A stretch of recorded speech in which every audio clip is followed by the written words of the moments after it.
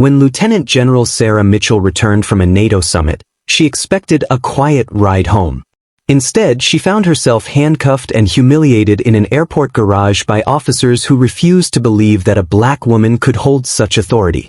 That day, she wasn't in uniform, just dark slacks, a navy coat, and leather gloves. After 30 years of service, Sarah embodied her rank in her demeanor. The flight from Frankfurt had landed early at Dallas International Airport. Sarah had just concluded 5 days of intense meetings with senior military officials discussing logistics and strategies. Accompanied only by her aide, Captain James Carter, she moved swiftly through customs, eager to return home to Arlington. As they descended into the parking structure, a black sedan was supposed to pick her up. Standing beside a concrete pillar, she checked her phone for updates while James scanned the area. Suddenly, 3 individuals approached. 2 men and a woman, no uniforms or badges, just determined strides. "Ma'am, we need you to keep your hands where we can see them," the stocky man said. "Excuse me?" Sarah replied, confused. "We have reason to believe you match the description of a suspect," the woman said, her hand hovering over her holstered weapon. "I need to see some identification." "I can show you my ID after we secure the situation," Sarah said, her voice steady. "No, we need to see it now," the second man insisted. James stepped forward, raising his hand. "She's a lieutenant general in the U.S. Army. You need to stop right now." "Back off, sir," the stocky man barked. Sarah took a step back, calculating her next move. "This is a government-issued device. I need to make a secure call." "No," the woman snapped. "Place the device on the ground." James protested. "You have no idea who you just cuffed." The officers ignored him, grabbing Sarah's wrists and securing them behind her back. She didn't resist but felt a cold silence envelop her. "I'm Lieutenant General Sarah Mitchell," she said quietly. "You are detaining a federal officer without cause." The name didn't register with them. They continued to restrain her, and her phone clattered to the ground.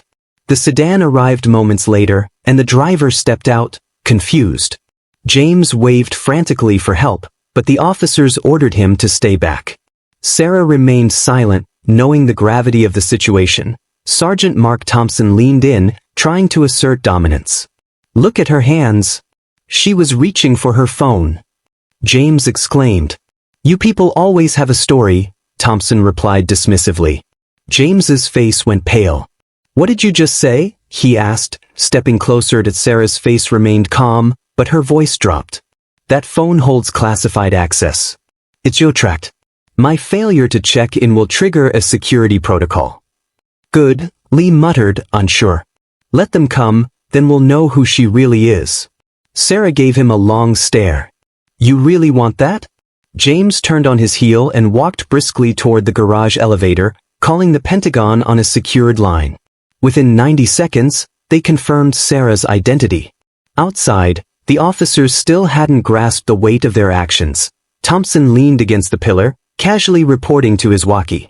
Female, mid-50s, civilian clothes, claimed military affiliation, no ID visible, refused to comply. Then the call came through, "Halt activity. Do not move your detainee. Confirmation in progress." The officers looked confused as 2 military vehicles pulled up, and a uniformed officer stepped out, flanked by a civilian woman in a gray coat. "You've detained Lieutenant General Sarah Mitchell," the officer said. "You're under review for unlawful detention."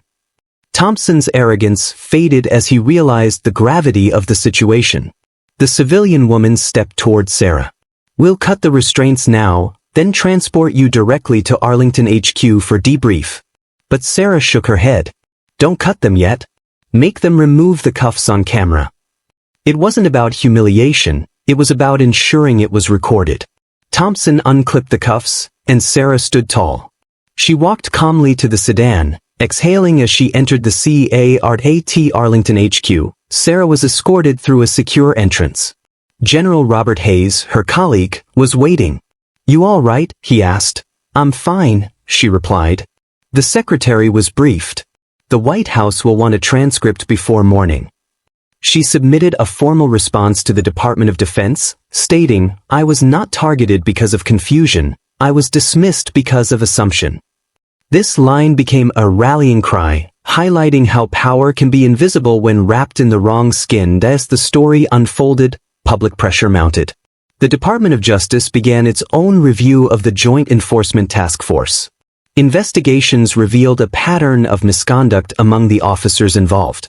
Sergeant Thompson had a history of aggressive stops, particularly involving minority drivers. Sarah's testimony before Congress was powerful. I was handcuffed in a parking garage because 3 officers thought I looked suspicious. They ignored what I said, restrained me, and never checked the timestamp on the bolo they cited.